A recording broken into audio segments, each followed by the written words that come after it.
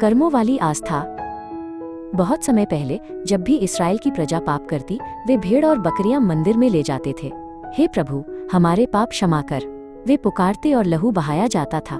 परंतु वह लहू केवल थोड़ी देर ढकता था, पाप उनके मन में बना रहता था, क्योंकि बैलों और बकरों का लहू पापों को दूर नहीं कर सकता।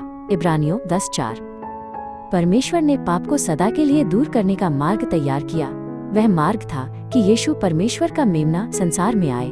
देखो, ये परमेश्वर का मेमना है जो जगत का पाप उठा ले जाता है। यूहन्ना 1:29। यीशु निर्दोष थे, फिर भी वधशाला में ले जाए गए मेमने के समान उन्होंने क्रूस उठाया।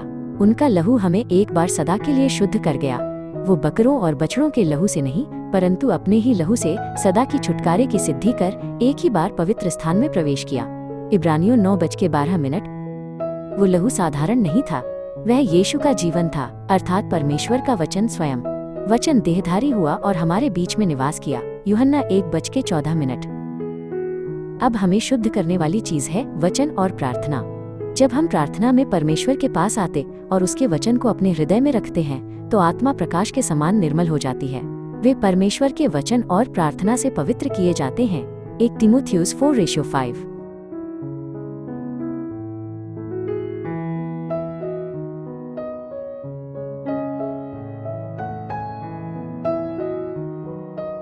परंतु केवल सुनने से शुद्धता नहीं आती।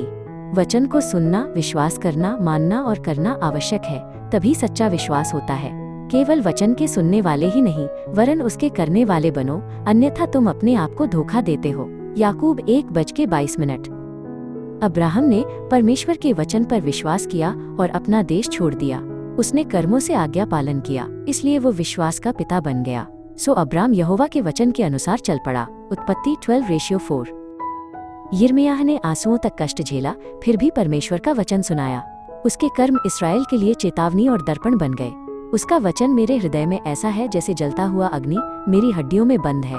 मैं उसे रोकते रोकते थक गया, परंतु रोक नहीं सका। यिर्मयाह 20:9। हमें भी बीज के समान परमेश्वर का वचन अपने हृदय में बोना चाहिए।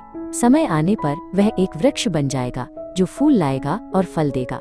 वे जो उत्तम और भले मन से वचन को सुनते और उसे संभालते हैं और धीरज से फल लाते हैं। लूका 8:15। इसलिए आज हम निर्णय लेते हैं, हम यीशु के क्रूस पर विश्वास करेंगे, उसके वचन को अपने हृदय में रखेंगे और जीवन में विश्वास को कर्मों से जिएंगे।